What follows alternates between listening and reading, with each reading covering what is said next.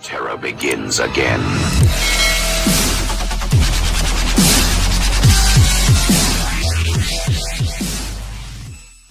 Halo teman-teman, salam jumpa kembali di channel saya. Kali ini saya akan membahas tentang 7 tahanan politik yang jadi trending topik menurut pandangan saya. Untuk itu kepada saudara-saudari Bapak Ibu, sebagainya jangan lupa like, subscribe, dan share sebanyak-banyaknya. Sebelum kita lanjut, saya merokok dulu.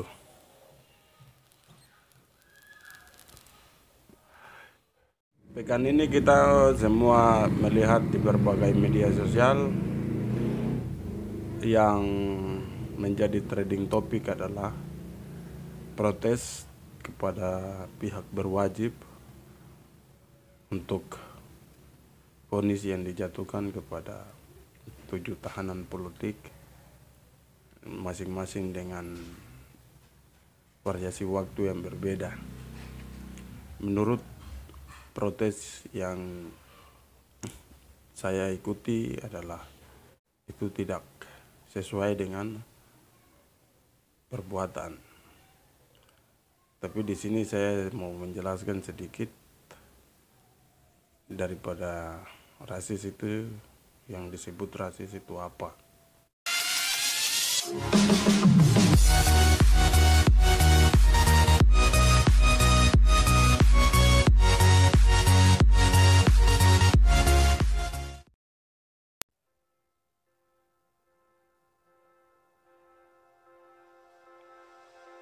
Rasisme adalah suatu sistem kepercayaan atau doktrin yang menyatakan bahwa perbedaan biologis yang melekat pada ras manusia menentukan pencapaian budaya atau individu, bahwa suatu ras tertentu lebih superior dan memiliki hak untuk mengatur ras yang lain.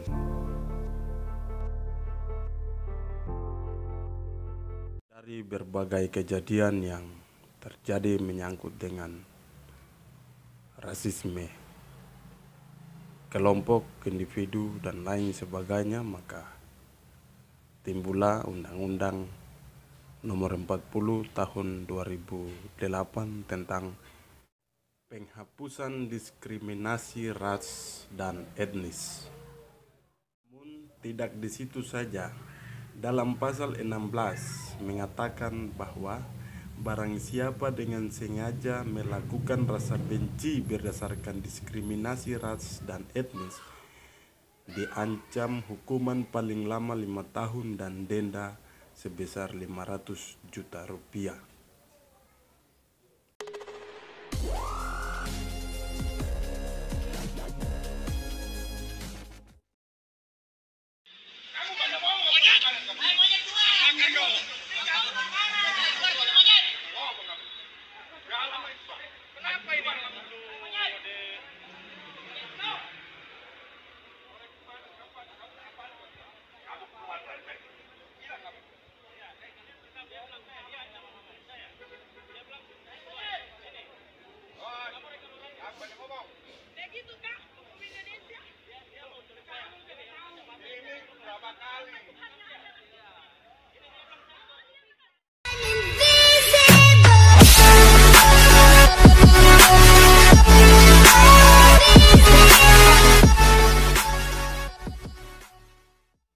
Pasca aksi unjuk rasa yang terjadi juga di bagian lain di Papua Barat, yakni di Manokwari. Nah, ini adalah buntut dari aksi kerusuhan yang terjadi di Manokwari, Papua Barat.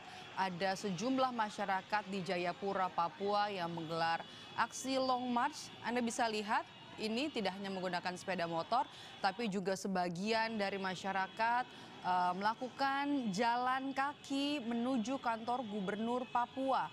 Mereka meminta agar tidak terjadi tindakan rasisme terhadap pemuda Papua.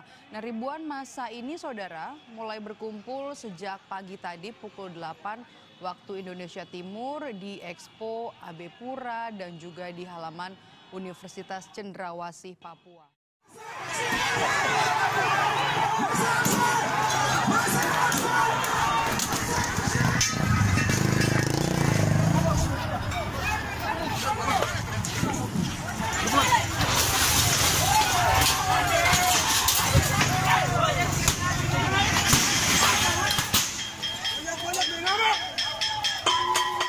bukan aksi ini karena kami tidak terima dengan teman-teman kami yang ada di Jawa hari ini difitnah dan dengan menyatakan bahwa kami orang Papua sebagai monyet. Itu menjadi alasan pertama. Yang kedua bahwa kami ingin mahasiswa Papua yang ada di Surabaya harus dikeluarkan. Dari tindakan-tindakan itu, saya sendiri menurut saya suatu kejadian, suatu masalah itu terjadi atas dasar sebab akibat. Ini yang perlu teman-teman, kalau waktu itu tidak ada isu rasis yang sampai dengan puncaknya ricu di Papua, mungkin tidak akan terjadi hal-hal seperti ini, dan mungkin juga tidak ada penangkapan untuk 7 tahanan politik yang kita ketahui di Kalimantan yang akan divonis masing-masing dengan waktu-waktu tahanan yang berbeda-beda. Jadi di sini saya lebih kepada sebab akibat yang perlu saya garis bawahi. Jadi yang saya bingung itu hasil dari rasisme, isu rasisme sendiri itu apa yang jadi penyebab. Terus yang kedua, hasil dari protes yang berujungnya itu ricu, itu hasilnya sendiri itu apa?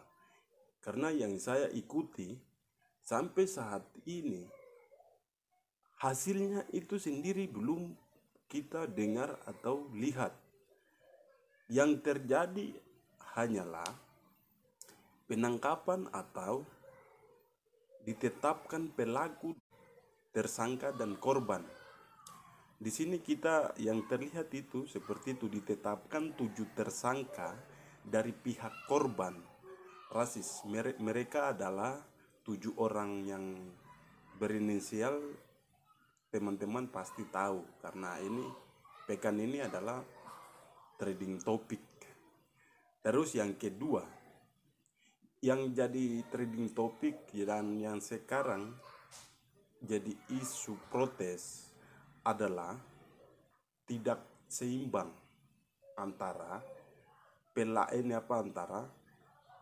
para pelaku penyebab terjadinya rusuh dan korban yang dianggap pelaku rusuh dengan durasi waktu tahanan itu berbeda-beda.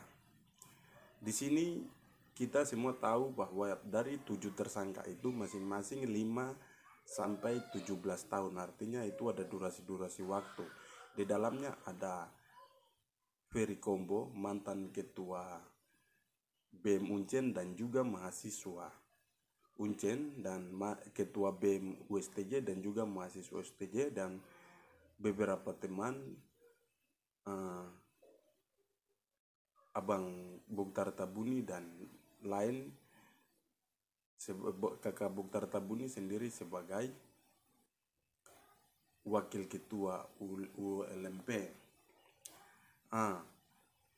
Di sini yang saya petik,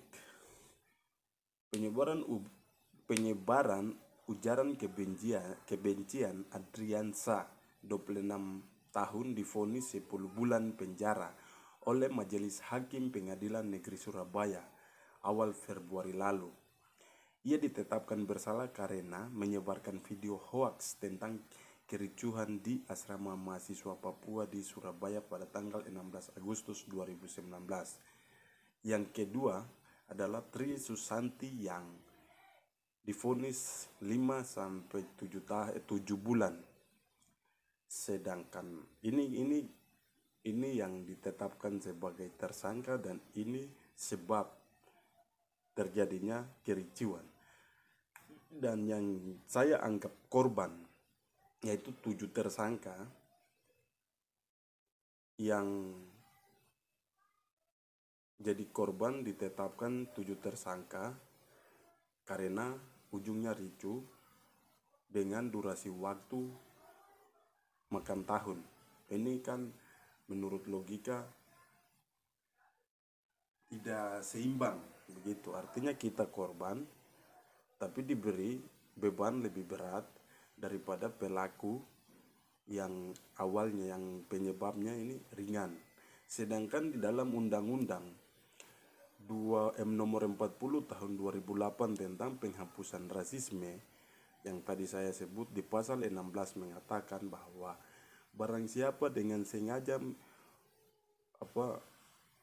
melakukan tindakan kebencian, diskriminasi, rasisme etnis, terancam hukuman paling lama 5 tahun dan denda 500 juta. Ini artinya bagian ini sudah tidak ada keseimbangan. Yang berikut,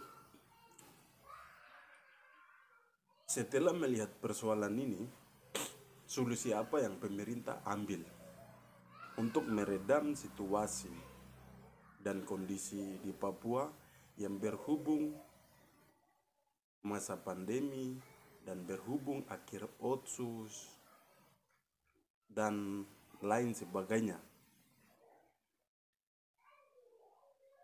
Saran saya, pihak berwajib harus menjelaskan alasan penetapan 7 tersangka dengan tuntutan secara logika itu tidak wajar, agar menjadi alasan konkret yang bisa dikonsumsi publik dengan baik. Yang berikut, pihak berwajib juga harus menjelaskan apa pelaku rasis mendapatkan hukuman lebih ringan daripada mereka yang jadi korban.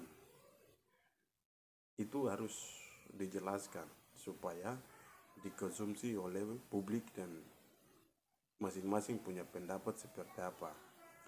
Yang berikut, solusi apa yang pemerintah ambil untuk mengatasi masalah rasis? Karena masalah rasis ini sangat berbahaya. Yang ketiga, tugas pemerintah, bagaimana pemerintah bisa memberikan rasa nyaman dan rasa cinta terhadap negara ini dari orang Papua. Yang keempat, artinya yang berikut ini, saya sendiri mohon kepada paguyuban atau ormas-ormas Nusantara yang ada di Papua untuk tidak mencampuri urusan ini. Artinya jangan menambah kemarahan orang Papua, karena isu rasis, aksi rasis yang kemarin timbul itu bukan unsur paksaan, itu aksi spontan yang lahir dari hati nurani masing-masing orang Papua. Itu bisa terlihat dalam beberapa waktu atau beberapa dekade ini. Setiap kali demonstrasi yang berhubungan dengan Papua mereka atau apapun, masanya tidak sebanyak seperti yang isu rasis. Dan itu mereka timbul dari berbagai suku, berbagai etnis yang ada di Papua. Dan itu tidak ada paksaan.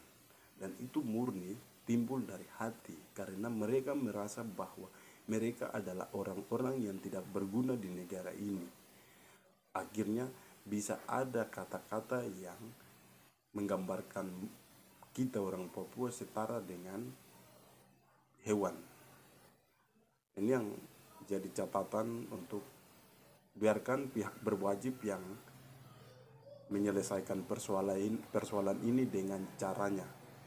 Jangan ada lagi pihak lain yang mencampuri, karena ini hanya menambah pundi-pundi kemarahan dan itu fatal. Sudah. Saya sendiri tidak bisa memberi tanggapan lebih jauh, tapi kita lihat daripada persoalan secara logika pasti kita protes, karena pihak korban mendapatkan hukuman lebih berat daripada pihak pelaku yang mengakibatkan sampai adanya rusuh di Papua. Harapan saya, pemerintah bisa mendapatkan solusi yang terbaik untuk mengatasi masalah rasis di Papua. Kita baru lewati isu rasis yang mendunia, proyek kayak itu. Sampai dengan hari ini masih ada kerusuhan sampai gedung-gedung terbakar dan lain sebagainya. Ini kan bukan isu lain, ini isu rasis yang sampai persoalan mendunia. Bukan juga isu krisis ekonomi global atau bukan isu politik yang ini, tapi persoalan isu rasis. Jadi pesan saya kepada pihak berwajib, ya kalau menganggap orang Papua sebagai bagian daripada NKRI, berbuatlah yang bisa orang Papua itu mencintai Indonesia seutuhnya. Karena Indonesia dengan Papua ini, saya ibaratkan bahwa ada menjalani hubungan asmara. Namun dalam hubungan asmara ini ada bagian-bagian yang tidak sehat, dan akhirnya satu pihak memutuskan bahwa dia harus pergi. Jadi masalah Indonesia ini kita belajar daripada hubungan asmara, artinya bagaimana saya bisa buat si dia itu nyaman dengan saya sampai dengan akhir ayat begitu. Tapi kalau saya sudah tidak bisa buat dia nyaman, otomatis dia akan cari tempat di mana dia bisa rasa nyaman. Dan tugas pemerintah adalah bagaimana membuat kita merasa nyaman ada di sini. Begitu. Yang berikut mungkin bisa memberi hukuman, tapi yang sewajarnya, sepantasnya. Artinya kalau dua-dua dianggap pelaku ricu, ya mendapatkan hukuman yang layak lah. Kalau tidak, berikan ya mungkin 7 orang itu 10 bulan atau 5 bulan atau berapa yang sama seperti ini. Karena tidak bisa terjadi kericuan yang sekarang kita ketahui 7 tahanan politik kalau tidak ada isu rasis yang berawal daripada kota Surabaya.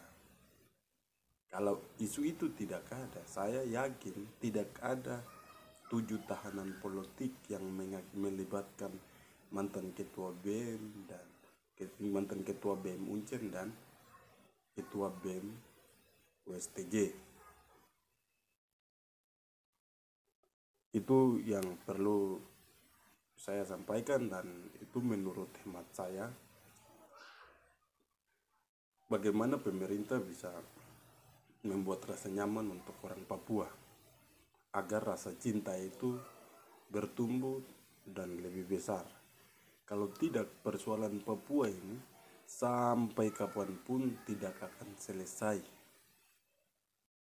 Itu yang saya amati. Jika setiap hari, setiap tahun, setiap bulan melalui proses-proses yang tidak ada perubahan, intimidasi, diskriminasi, ras, budaya, etnis, ini menjadi faktor kebencian, malah menimbulkan kebencian. Ya Pak, saya mungkin punya pikiran seperti itu. Mohon maaf jika ada kata yang menyinggung atau salah. Tapi konten ini saya buat berdasarkan pengamatan saya dan tidak mengajak teman-teman berpikir seperti apa yang saya pikir. Dan ini pikiran saya yang saya tuangkan di sini sebagai bahan pelajaran atau pertimbangan usul saran kepada pemerintah. Jika menganggap bahwa konten ini baik dan perlu kita pelajari.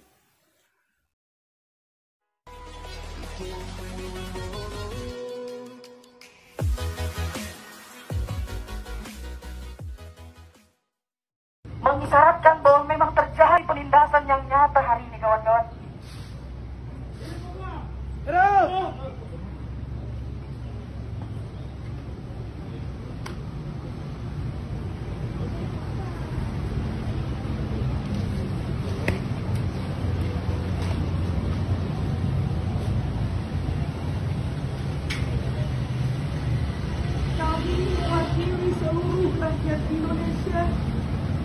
Aku minta maaf dengan sangat terhadap peninggalan yang telah terjadi kepada kalian. Kami tidak tahu lagi apa yang bisa kami lakukan.